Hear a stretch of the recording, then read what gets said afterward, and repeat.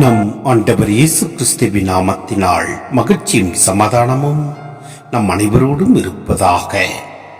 தோபித் 13:2, 3 மற்றும் 6-8 முடிய. என்றும் வாழும் கடவுள் போற்றி. ஏனெனில் அவருடைய ஆட்சி எக்காலத்துக்கும் நிலைக்கும். அவர் தண்டிக்கிறார், இரக்கமும் காட்டுகிறார், பாதாளத்தின் ஆழத்திற்கே தள்ளுகிறார், பேரழிவிலிருந்து மேலே தூக்குகிறார். அவரது ஆற்றலுக்கு அப்பாற்பட்டது எதுவும் இல்லை.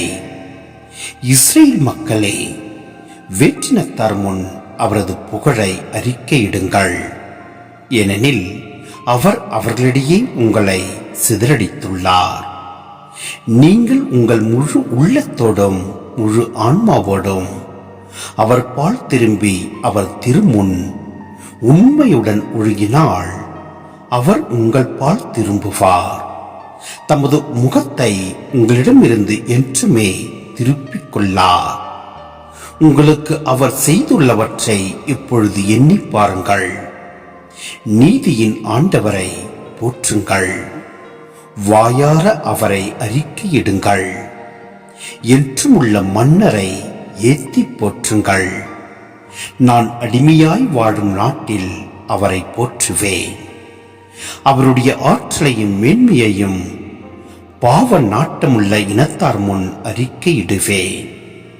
பாவிகளே, மனம் திரும்புங்கள், அவர் திருமுன் நேர்மையுடன் ஒழுகுங்கள்.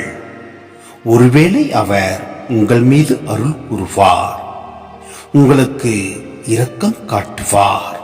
சிந்தனை: நம் வாழ்நாளில் நம் ஆண்டவர் நமக்கு செய்துள்ள ஒவ்வொரு செயல்களையும் நாம் நினைத்து பார்ப்போம். ஆம், நாம் முழு உள்ளத்தோடு நம் ஆண்டவர் பால் திரும்பி அவரது வழியில் நாம் நடக்கின்ற போது நம்மை நிறைவாய் ஆசீர்வதிப்பார்.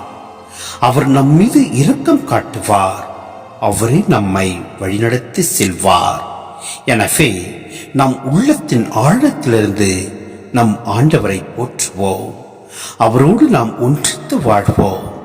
அப்பொழுது எல்லாம் வல்ல இறைவன் நம்மை நிறைவாய் ஆசீர்வதிப்பார். ஆமேன்.